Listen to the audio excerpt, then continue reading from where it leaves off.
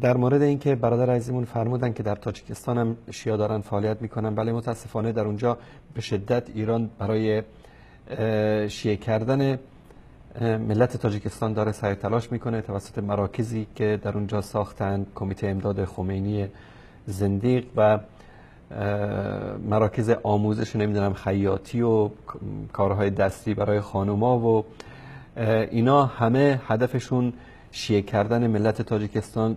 بعد از اون وقتی که تونستن 200,000 یا 1 میلیونی رو شیعه بکنن، بعد از اون این شیعه رو میندازن به جان اهل سنت. دقیقا همون بلایی که امروز سر سوریه و سر عراق و سر بقیه کشورها آوردن سر ملت شریف تاجیکستان هم میارن. این یک موضوع. میبخشید عزیزی از تاجیکستان در مورد تاجیکایی که به داعش میرن، به عراق و به سوریه و بعضی از اینها که با خانواده هاشون رفتن، مطلبی رو فرستاده بودن که من خلاصه این رو خدمت شما بیان بکنم.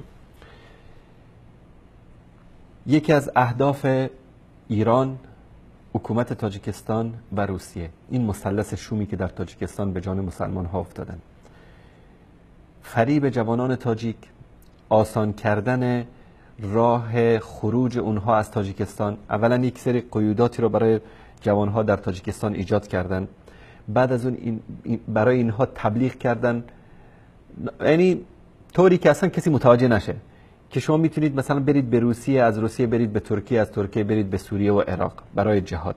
و در اونجا بعد از اینکه خلافت اسلامی تأسیس شد و ابوبکر بغدادی به اصطلاح دنیا رو گرفت، بعد از اون یک لشکری آماده میکنه و تاجیکستان رو فتح میکنه. دروغای از این قبیل که ساختن، اینها رو فریب دادن، از اینجا بردن به روسیه، از روسیه شما ببینید که KGB از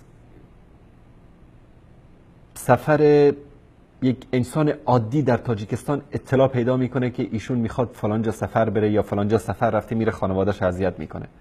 از این توطئه به این بزرگی خبر ندارن. خبر دارن. اینا دو هدف رو دنبال میکنن. یکی خالی کردن تاجیکستان از جوانان غیور اهل سنت و سپردن تاجیکستان به دست شیعیای رافضی ایرانی. این اولا. ثانیاً فرستادن اینها به قتلگاه ها در سوریه، در عراق، تا در اونجا بکشن اینها رو و از شر اینها راحت بشن.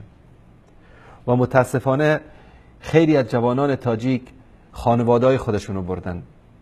حکایت هایی که واقعاً انسان رو ناراحت میکنه، از خانواده هایی که مردشون رو در سوریه یا در عراق از دست دادن، همسرش و فرزندانش بی سرپرست در اونجا موندن، هیچ کسی هم نیست که اونا رو سرپرستی بکنه.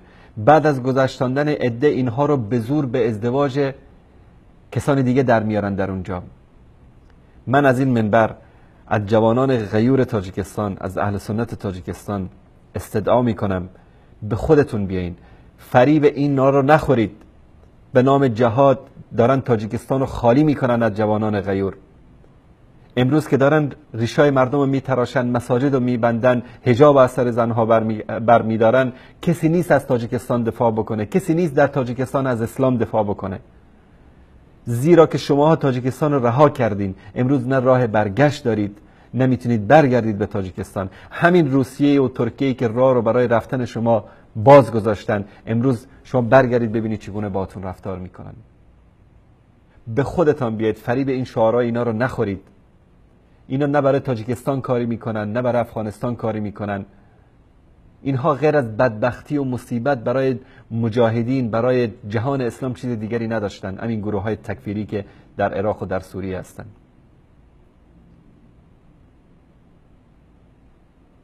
فریب اینها رو نخورید. فریب دعوت‌های اینا رو، شعارهای اینها رو، گروه‌های اینا رو، در زیلا رادیو دارن و سایت دارن و نمیدونم گروه‌های واتساپی و تلگرام دارن، شما رو دعوت میکنن به سوی جهاد. اینا فریبتون میدن.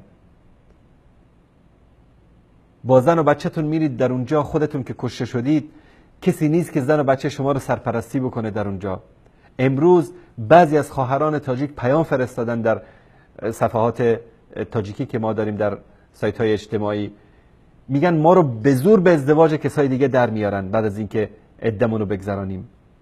تو جوان غیور تاجیکی حاضر میشی که با همسرت با فرزندانت برید در اونجا، بعد از اینکه تو رو همین تاجیکا که رسیدن میفرستن خط اول جبهه که کشته بشن، بعد زناشون رو به ازدواج کسای دیگه در میارن.